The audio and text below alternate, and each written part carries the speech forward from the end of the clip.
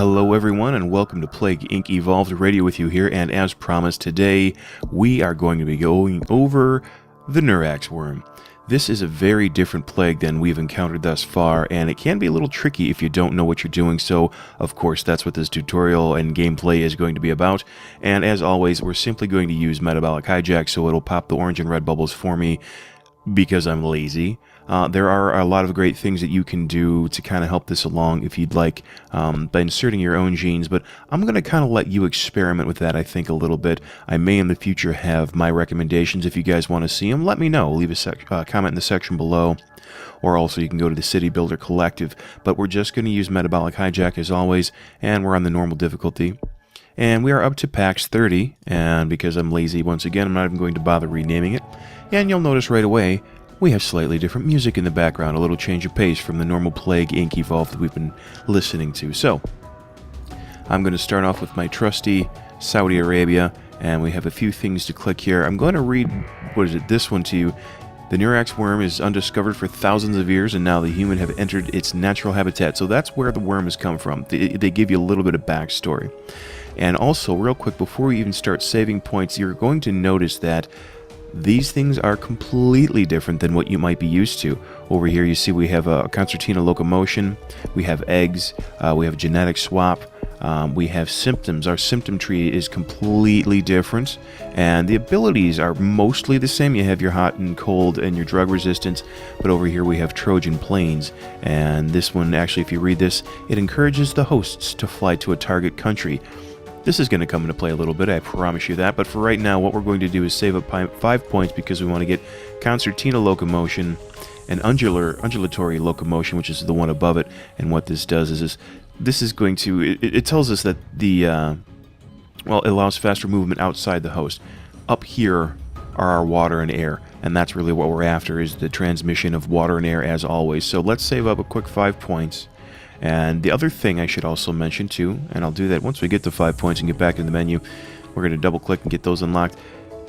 Devolving once again costs points, but if you didn't see that while I was clicking, everything we click adds a little bit of severity. So the powers that be are going to be relatively aware of this disease sooner than we would like.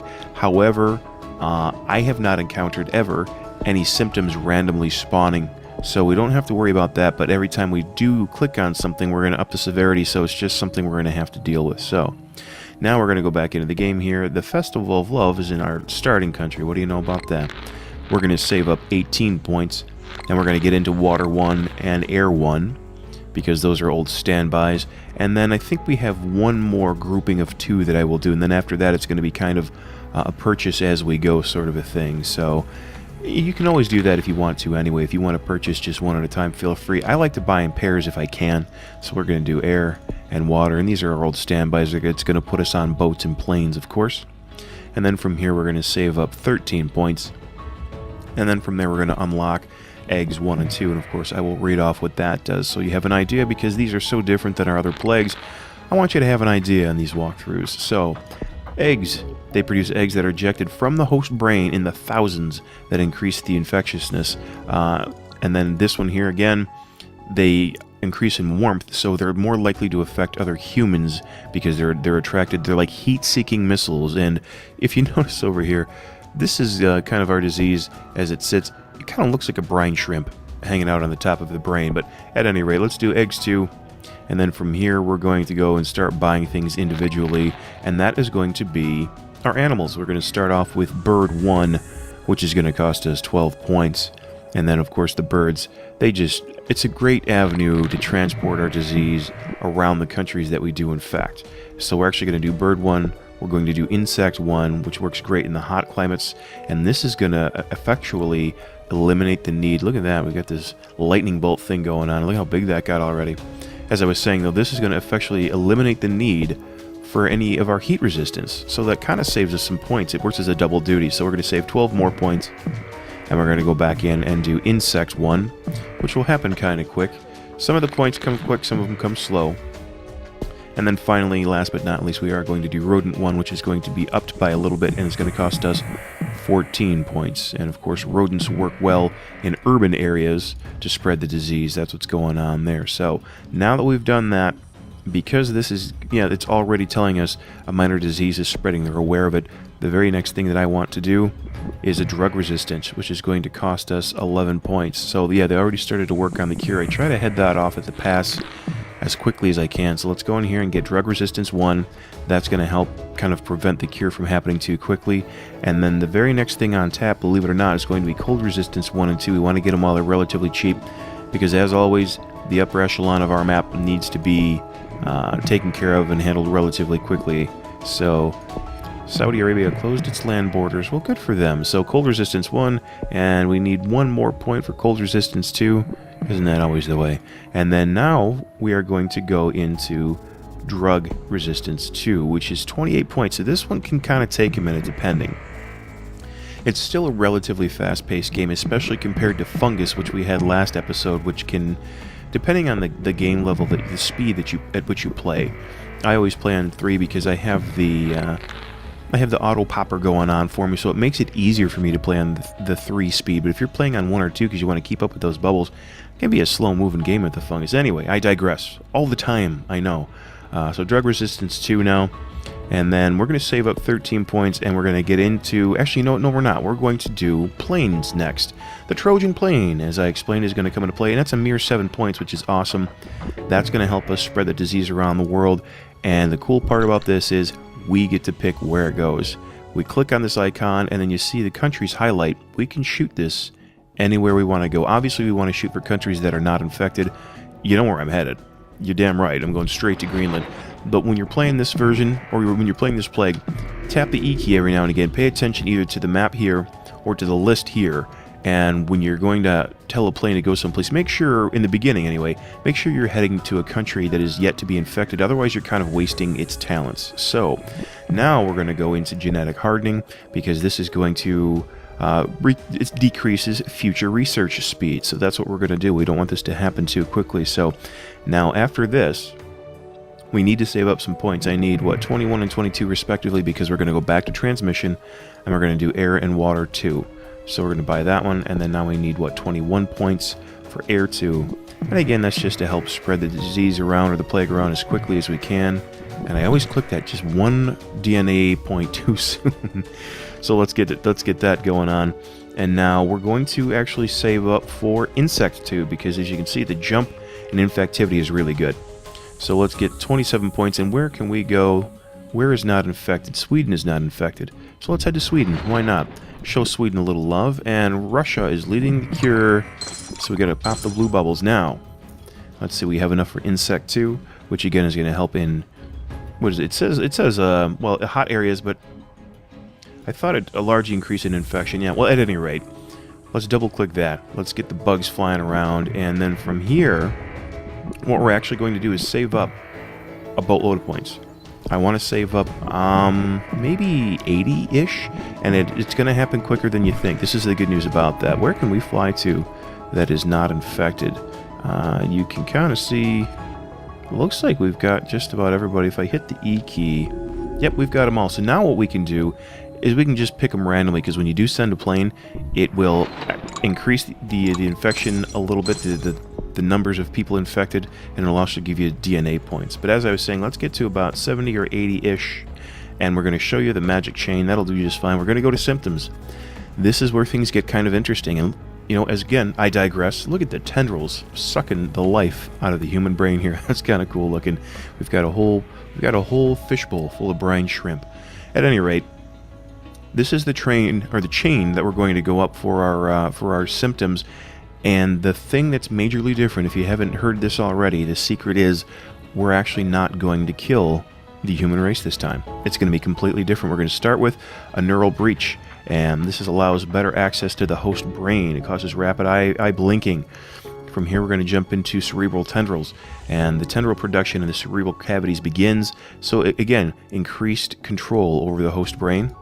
Now we're going to go up to the frontal mesh, and it's just about, again, mentally manipulating the host. So you're probably seeing the theme right now, and that is this big prawn is going to take control of this human brain. And what is it going to do? Well, that's what we're going to get toward right now.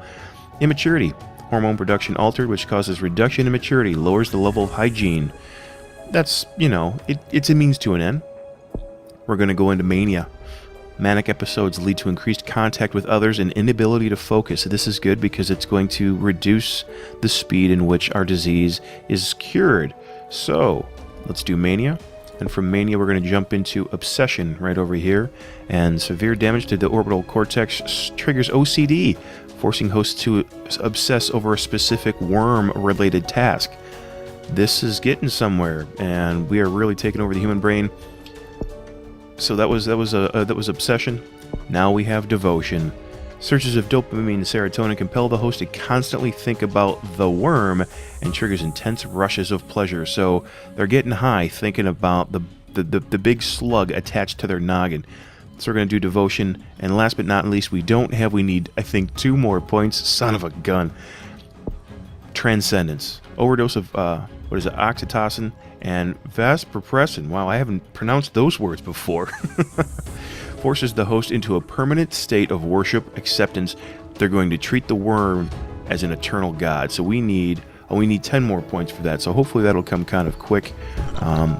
Let's send this.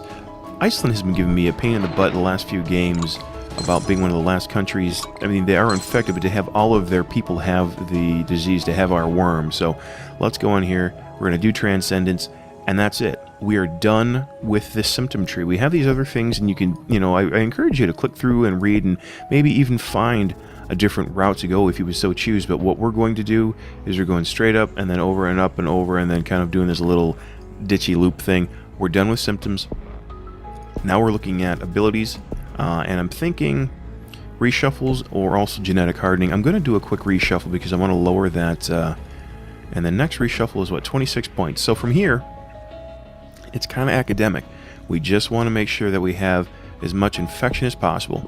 Aim those planes at places that have a low infected populace. That kind of helps us out a little bit. And if we get spare points, we're going to try to knock this down. I'm going to do, as soon as I get 2 more points, I'm going to do another genetic hardening, because when we do the second genetic reshuffle, it'll kind of help reduce the speed in which they get back to the percentage we were stopping them from. Did you catch all that? Good. Yep, and that's increasing. We're getting there. We're so very close to being to where we want to be, and I don't think I'm going to have enough. 27 points. Well, the cure, unfortunately, I think is going to be a little higher than I want it to be. But alas, you can't win them all. I was really hoping to have the cure. I've had the cure in the teens, actually. The last game I played before this one, I ended up with a really good score, and I think I killed the disease. It was in, only a few hundred days, under 400 days, I think I managed to smoke this thing, and that was pretty. I was happy. I was pleased with myself. So maybe no one else might be, but I certainly was. So yeah, Iceland again. They're just kind of taking their sweet time. Apparently they're eating well over there, and you can't. Can you send a plane? You can't send a plane to its host country. So let's just zip it over there and whatever, and we'll get some additional points. But we're just waiting for Iceland to kind of get off its butt and get sick. So, and then as soon as they do, we're going to see an interesting message, something we haven't seen before. Here we go. Let's send a plane to Iceland. There we are, and it looks like that should be the last of it. Yes. So we know this one. There are no healthy people left in the world. We're very familiar with that. However, this is the one coming up. Pax 30 enslaves humanity. The whole world worships Pax 30 as their god and master. Efforts to cure the plague have ceased, and humanity is entering a dark new future as a slave species. That's it. That's how you beat this one. We had some people die, but we don't need to kill anyone. We've turned the entire human race into a race of slaves, and we've won. It took 503 days. We got a decent score, 14,000. Like I said, the last time I think I actually had, using the same methodology, there are going to be variables, as you're probably aware, in the amount of points you get in the beginning and just how certain things go. It's kind of random luck of the draw. But last game I played using the exact same methodology, I think I had under 400 days. It was like 385 days, and I think my score was just 32,000. So it's a very effective method. As always, I recommend that you check the method of your choice. Try a bunch of different methods, see what you like, and as always, let us know what you're using. I'm interested to know what you have going on. In our next episode, we take on the Parasite.